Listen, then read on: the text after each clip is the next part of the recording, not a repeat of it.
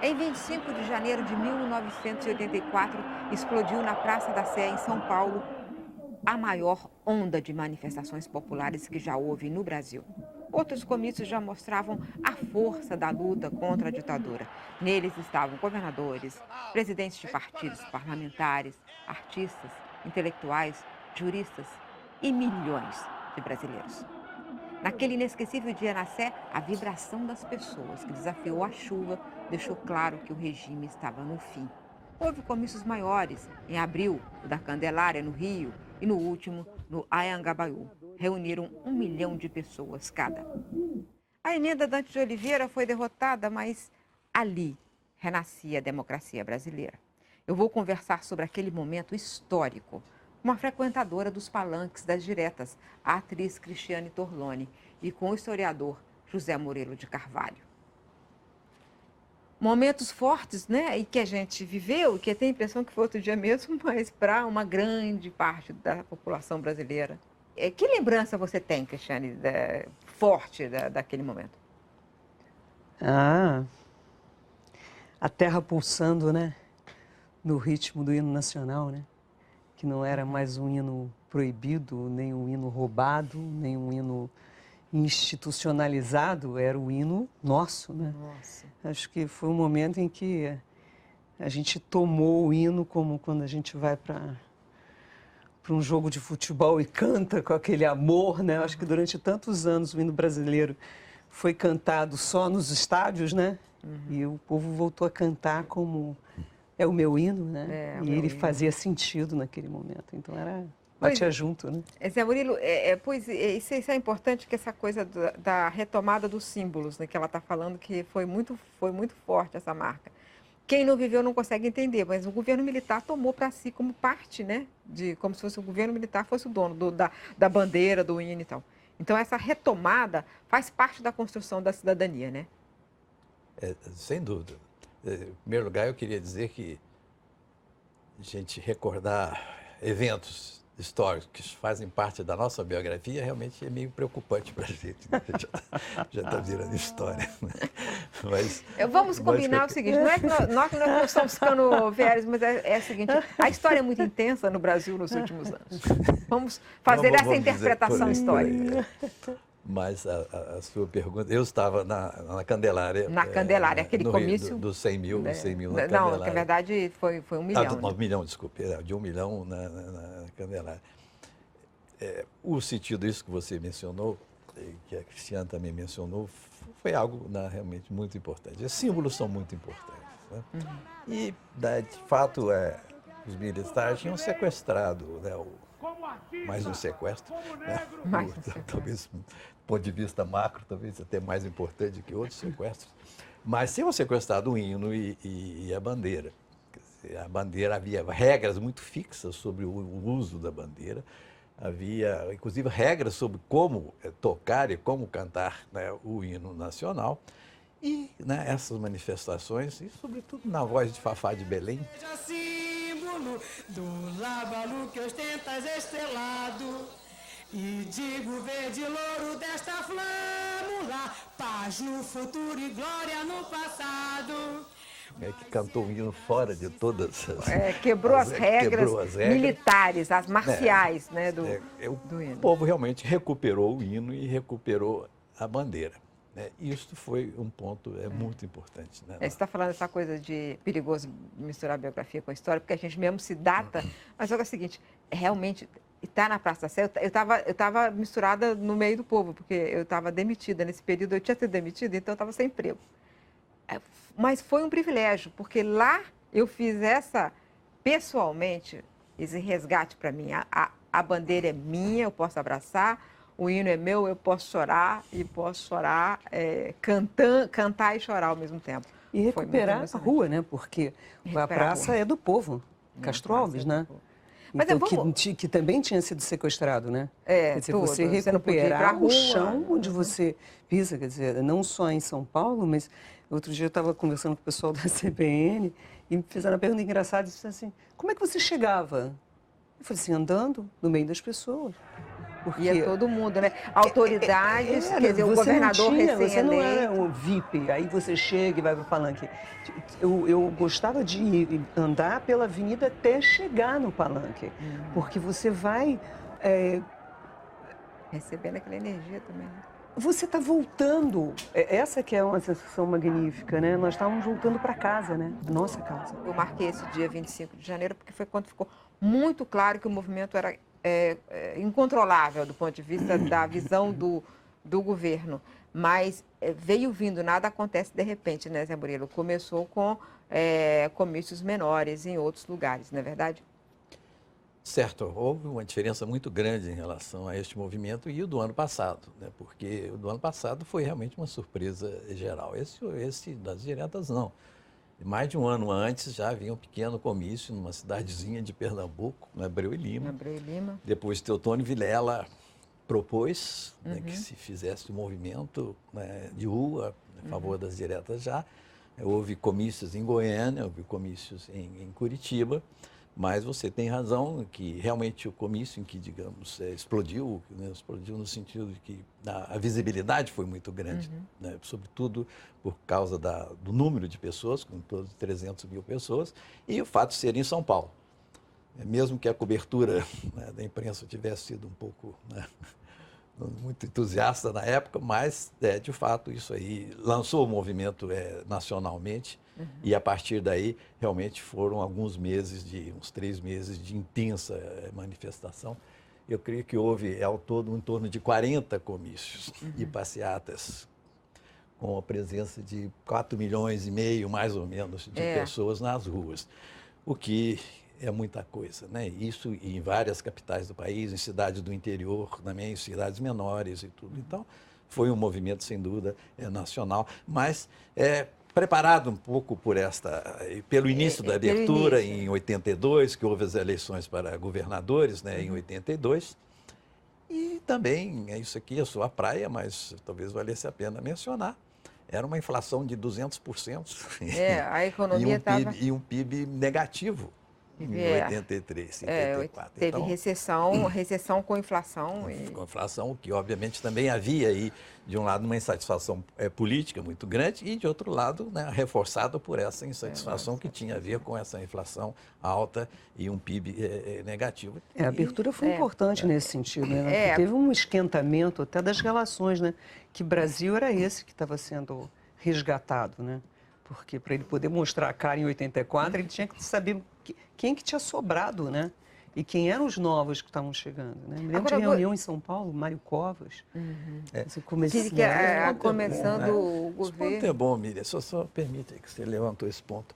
Quando a gente olha quais eram as pessoas que estavam liderando esses comícios, né? Que tipo de gente que era? Teotônio. Ele acabou não vendo, porque ele morreu antes. Mas não quem começou o movimento. Mas ele começou a ideia. Teotônio, Covas. Arraes, Montoro, Brizola, Fernando Henrique. O Fernando Henrique. Da juventude Lula, ali era o Fernando Henrique e o Lula, né, que eram jovens. Mas o resto era uma... Você vê essa lista de políticos que estavam dizendo aquilo, que todo mundo admirava essas pessoas. E o Sobral Pinto, né? Que ele falava lá, ele começava os comícios falando assim: todo o poder emana do povo, e em seu poder será exercido. E aí ficava aquele silêncio na praça, aquele momento que ele falava aquilo. É o princípio da Constituição, mas assim, era tão lindo ouvir ele falar aquilo. Agora, Cristiane, você era tão nova, tão menina, e você estava lá e teve um papel importante. Que ela não estava lá. Agora eu queria chamar um homem que representa uma entidade que nesses últimos 20 anos segurou a maior barra pesada nesse país, que é a Associação Brasileira de Imprensa.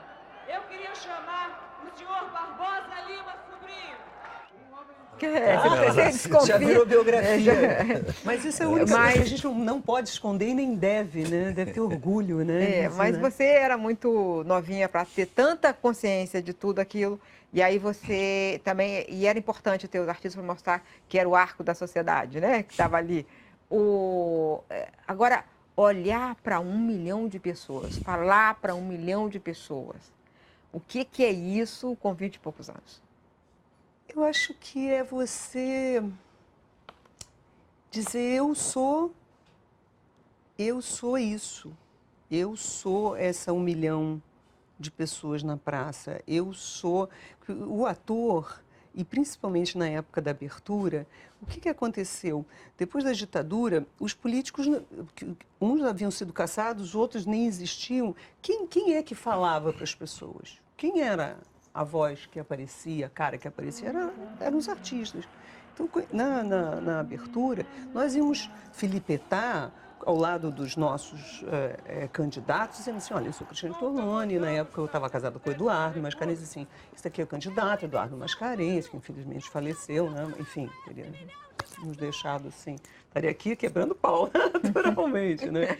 Então nós apresentávamos os políticos, mas as pessoas nos conheciam.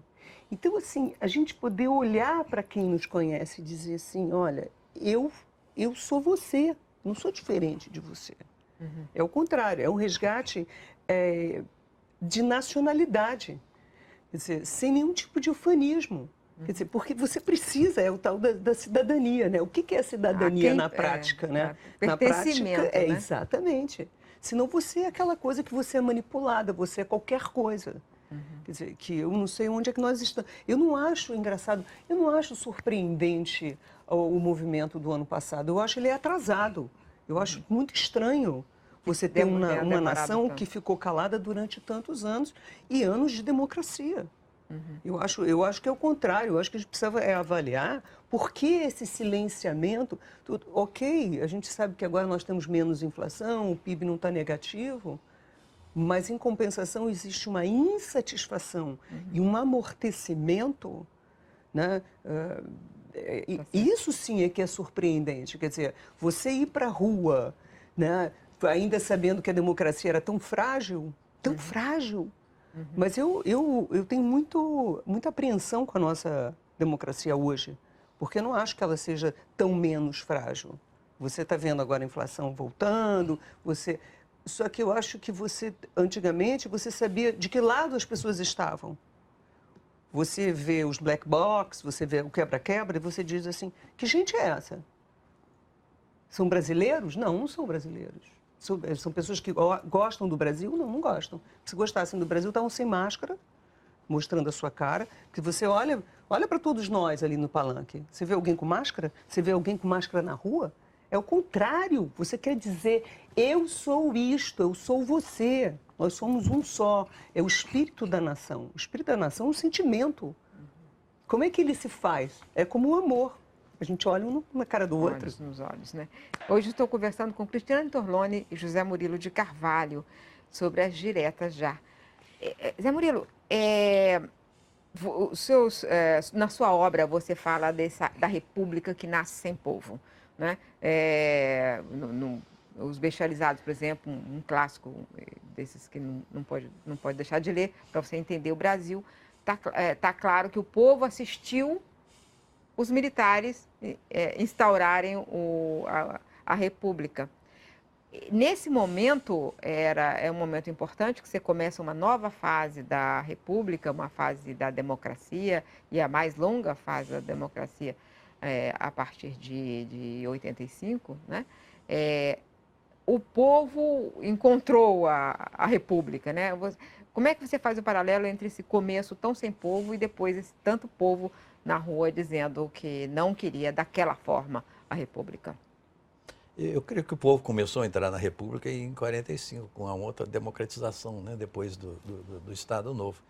E aí realmente começou a haver presença, porque antes 5% da população votavam. Quer dizer, nem pelo voto havia povo na república. Em 45 começou a crescer muito a participação eleitoral. A partir daí, né, houve uma curva ascendente muito forte e vieram as manifestações pela Petrobras, por exemplo, primeira vez que a gente começou a ir à rua realmente.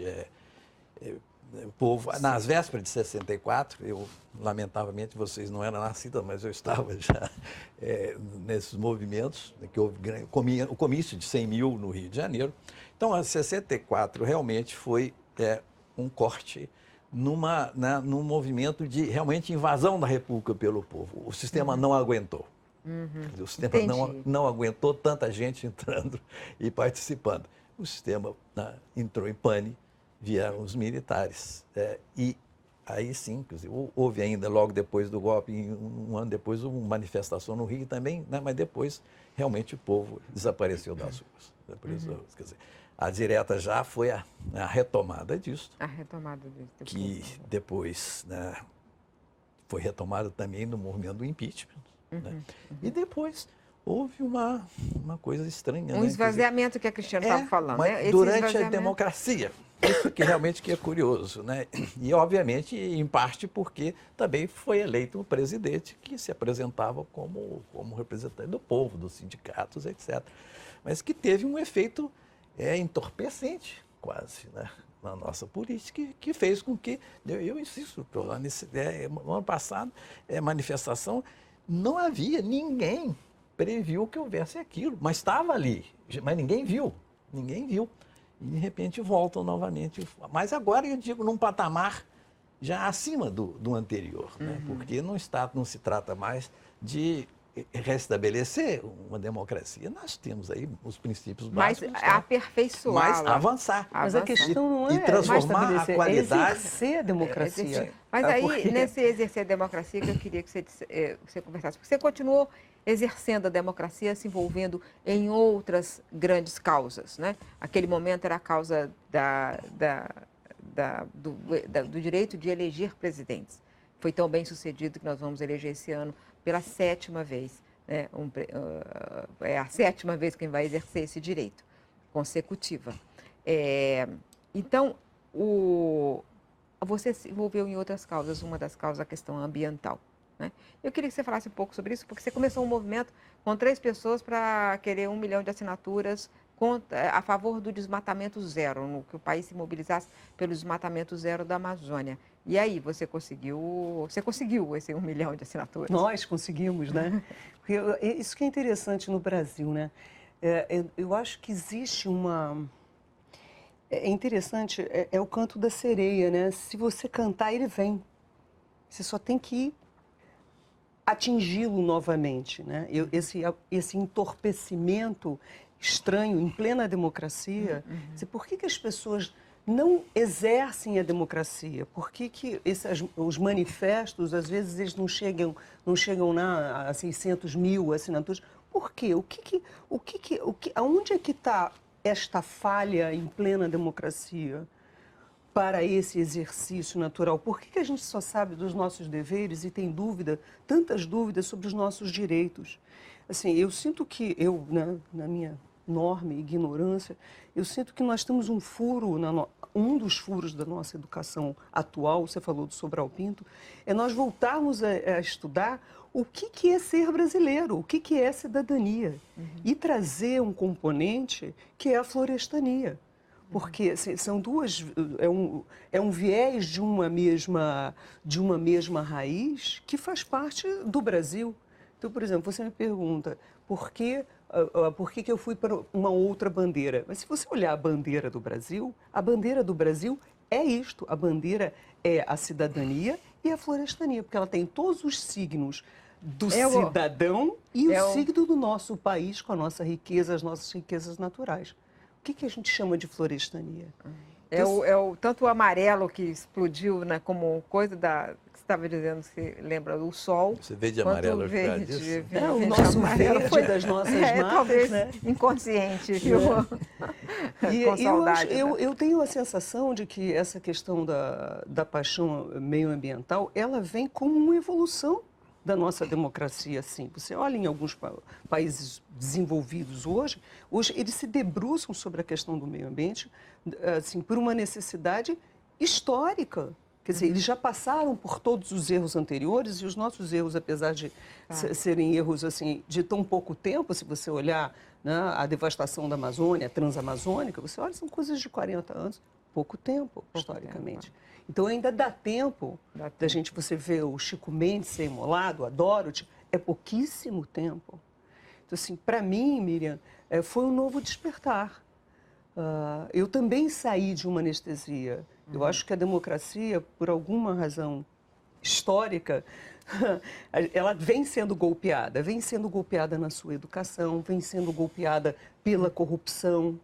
E isso tira do cidadão aquilo que você me perguntou. O que eu senti quando eu vi 1 milhão de pessoas? Coragem. Quer dizer, o povo voltar para as ruas o ano passado é coragem, é resgate de coragem. Aí quando vem o vandalismo, você diz, não é uma arma institucional, porque ninguém ia armado para as diretas já. Imagina. Apesar desse clamor, dessa coisa gigantesca, daquelas pessoas todas na rua, quem estava lá ou quem via, era impressionante aquilo. Mesmo assim, o Congresso disse não. Como é que um Congresso diz não para 1 milhão de pessoas? A conivência do que alguns chamam classe política com a ditadura foi grande. Foi grande. 120 deputados não foram votar. Ficaram em casa. É uma covardia cívica. Então tem a coragem e a covardia. Covardia cívica enorme, porque ali estavam interesses envolvidos. E aproveito para mencionar uma coisa, a Diretas teve um traço que foi essencial e diferenciando do ano passado. Havia crença na política apesar disso, porque havia políticos da oposição que estavam liderando, mas que as pessoas acreditavam nessas líderes e na política como instrumento. O ano passado foi o oposto, de uma rejeição de políticos e da política. O que significa isso? Significa que é um atraso? Não, significa que está se precisando de um passo à frente. Como você falou, outras formas de participação. Talvez outra reforma do próprio sistema representativo que não está dando conta das necessidades de hoje. Então, essa comparação é interessante, né, para a gente fazer, porque eu sou otimista, é um avanço que a gente está fazendo, mas são formas diferentes que precisam ser buscadas, porque a juventude está perdida, né, em relação ao sistema representativo atual. Obrigada, Zé Murilo. Obrigada, Cristiane. Obrigada. Então, esse ano é um ano de reflexão. 50 anos da ditadura militar, 30 anos do começo das diretas, e a gente está precisando tanto aperfeiçoar a democracia. É isso que as ruas estão dizendo. E o bêbado trajando luto me lembrou Carlitos, a luz.